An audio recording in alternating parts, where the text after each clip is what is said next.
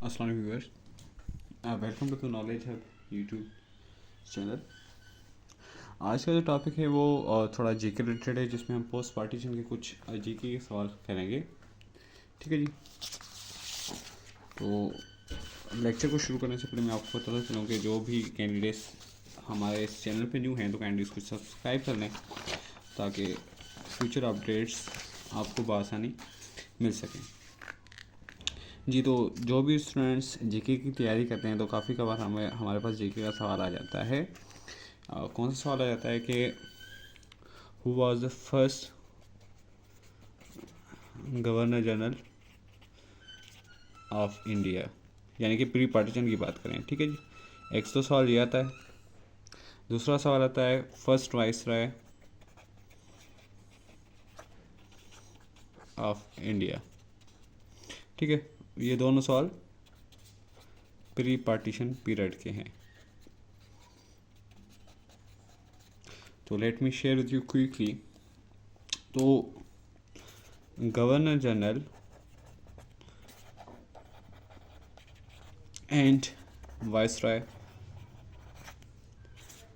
Of India, हम बात कर रहे हैं प्री पार्टीशन पीरियड की, यानी कि 1947 से पहले की बात करें। ठीक है जी। तो ये दोनों क्या हैं? ये दोनों साइमल्टेनियसली सेम है। अगर हम बात करें एडमिनिस्ट्रेटिवली, जो गवर्नर जनरल है हमारा बिफोर द ब्रिटिश रूल, यानी कि 1858 से पहले, जब तक इंडिया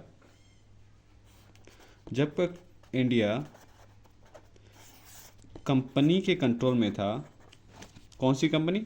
ईस्ट इंडिया कंपनी, जो 1600 ईस्वी में आई थी। कंपनी के कंट्रोल में था। मैं लिख देता हूँ यहाँ पे ईस्ट इंडिया कंपनी। जो कंपनी का यहाँ पर हेड था वो गवर्नर जनरल था। ठीक है जी, जो रिप्रेजेंट कर रहा था क्राउन को। आगे बात समझ में। एंड आफ्टर 1858, ठीक है जी, उसके बाद क्राउन का जो यहाँ पे रिप्रेजेंटेटिव था वो कौन था? वाइसराय था। ठीक है जी। तो हम यहाँ पे ऐसे लिख सकते हैं, अगर हम 1858 से पीछे जाते हैं तो हमें सिर्फ हिस्ट्री में गवर्नर जनरल मिलता है, यानी कि उसके नाम के हवाले से जो क्राउन का रिप्रेजेंटेटिव था। और उसके बाद हमें कौन मिलता है? वाइसराय। दोनों किसके रिप्रेजेंटेटिव थे? क्राउन के।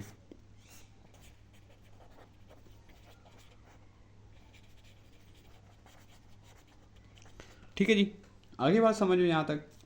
गवर्नर जनरल और वाइसराय का यहाँ पे डिफरेंस आपको पता चल गया कि इंडिया में सबसे पहले गवर्नर जनरल था, और जब 1858 में क्राउन का डायरेक्ट रूल हुआ तो उसके बाद गवर्नर जनरल का नाम चेंज होकर वाइसराय हो गया। अब सवाल आता है कि first governor general of India कौन थे और फर्स्ट वाइसराय ऑफ इंडिया कौन थे? तो जनाब, आपको पता है कि बैटल ऑफ प्लेसी, मैं जीके के हवाले से आपको बता रहा हूँ। ठीक है जी। Battle of Plassey and battle of Buxar, इन दोनों बैटल के बाद कंपनी का डायरेक्ट, यानी कि कंपनी की पावर कंसोलिडेट होगी किसके ऊपर?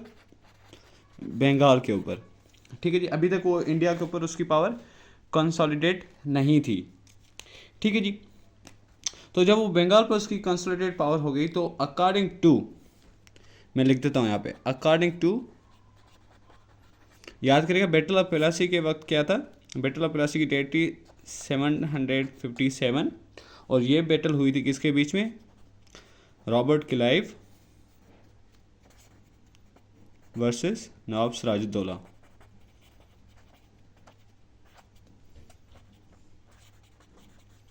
And battle of Buxar 1764। ठीक है जी। According to 773 India regulating act.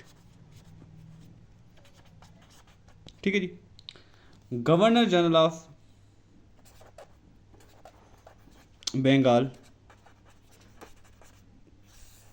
की एक सीट क्रिएट की गई।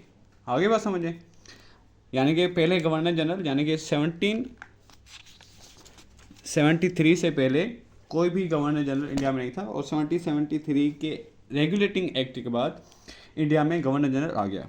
तो अगर सवाल आता है क्वेश्चन में कि first governor general of Bengal कौन थे, तो क्या जवाब आएगा? विलियम, ठीक है जी, सॉरी, वारेन हेस्टिंग। और इनका जो टाइम ड्यूरेशन है वो क्या है? 772 टू 85, 785। अब जब ये आए, ठीक है जी, तो क्या हुआ? अब इनकी थोड़ी सी इनके दौर में कुछ चीज़ें नोट करते हैं। ड्यूअल सिस्टम इंट्रोड्यूस हुआ according to the act of 773। अब ड्यूअल सिस्टम क्या था? बहुत इंपॉर्टेंट चीज़ है जिसकी वजह से कंपनी यानी कि ब्रिटिश रूल इंडिया में कंसोलिडेट हुआ था। इसके अंदर दो चीज़ें थी, एक थी दीवान राइट्स, यानी कि right to collect the money, revenue, और एक थे निजामती राइट्स,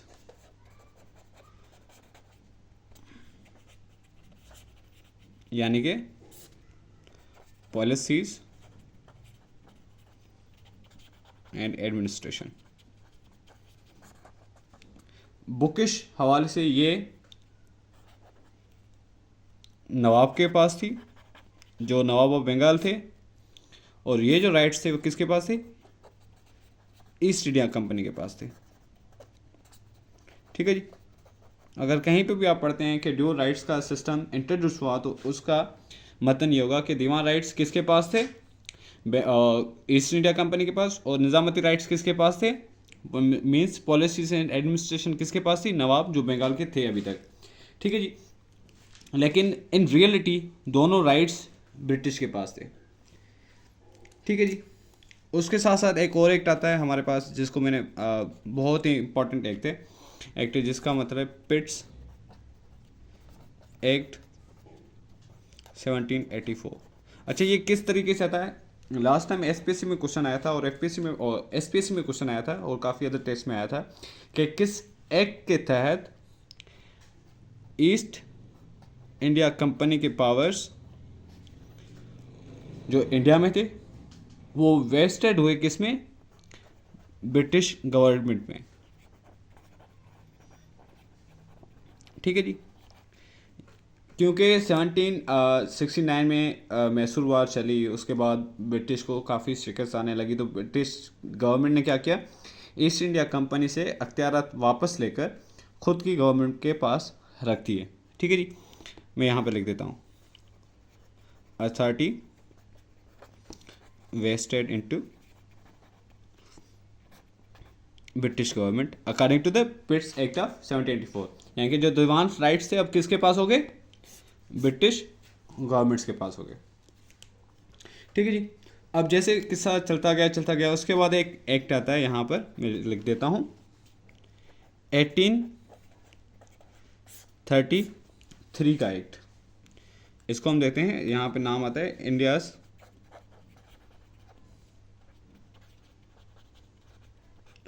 ठीक है जी, India's council act 1833।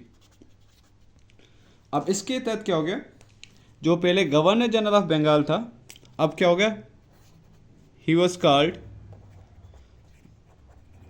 Governor general of India, क्योंकि अप टू द 1830s या 1800s में पूरी ईस्ट इंडिया कंपनी का पूरी इंडिया पर कब्जा हो चुका था। तो उन्होंने पूरी इंडिया के लिए क्या किया? अपना एक गवर्नर जनरल अनाउंस किया। और जो सबसे पहले, अब ये चीज़ नोट करने वाली है, ठीक है जी, और सबसे पहले क्या था? गवर्नर जनरल ऑफ इंडिया कौन हो गया अभी? Lord William Bentinck. उम्मीद है आपको चीज़ें समझ में आ रही होंगी। और इसका जो टाइम ड्यूरेशन क्या है, 1828 से लेकर 1835। ठीक है जी, मैं जीके के हवाले से आपके साथ चीज़ें डिस्कस कर रहा हूँ। अब इसने क्या क्या चीज़ें दी, इसने एबॉलिशन ऑफ सती किया, जो हिंदू सेंटिमेंट्स को बड़ा हर्ट कर गई। उसके बाद इसने इंग्लिश एजुकेशन एक्ट दिया, किसका, 1835 का। और इसके अलावा इसके और भी कंट्रीब्यूशन थे। आगे यहाँ तक बात समझ में। अब जैसे जैसे सिलसिला चलता गया तो आपको पता है कि क्या हुआ, मैं यहाँ पे इसको लिख देता हूँ, 1857 का रिवोल्ट। अब अकॉर्डिंग टू द ब्रिटिश वैसे क्या बोलते हैं, म्यूटनी। और according to the Indian historian इसे क्या बोलते हैं, वार ऑफ इंडिपेंडेंस। ठीक है जी, आगे बात समझ में। 1857 से शुरू हुई और किस में शुरू हुई, सबसे पहले क्या था, मेरठ। सही है जी, चीज़ें आ रही हैं समझ में आपके पास। अब उसके बाद क्या हुआ,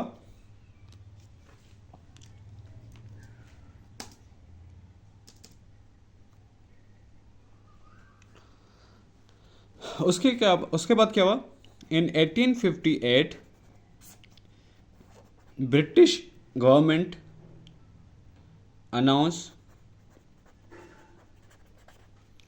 कंट्रोल ओवर इंडिया एंड सप्लांट, यानी कि ख़त्म कर दिया ईस्ट इंडिया कंपनी को। और उसके बाद गवर्नर जनरल को हटा के उन्होंने वाइसराय कर दिया। और last governor general and first viceroy of India is Lord Canning. ठीक है जी, लॉर्ड कैनिंग। तो अगर सवाल आता है कि ड्यूरिंग द रिवोल्ट ऑफ 1857 कौन गवर्नर जनरल था इंडिया का, तो लॉर्ड कैनिंग था। और who is the first viceroy of India is Lord Canning. Who is the first governor general of India is Lord William कौन सा था, लॉर्ड विलियम बेंटिक। और who is the first governor general of Bengal is Warren Hasting. उम्मीद है आपको चीज़ें समझ में आ गई होंगी और इंशाल्लाह ये चीज़ें भी आपको कंफ्यूज नहीं करेगी। Thank you very much for your time. इंशाल्लाह दूसरे जीके के लेक्चर में आपके साथ फिर मुलाकात होगी। अल्लाह हाफिज़।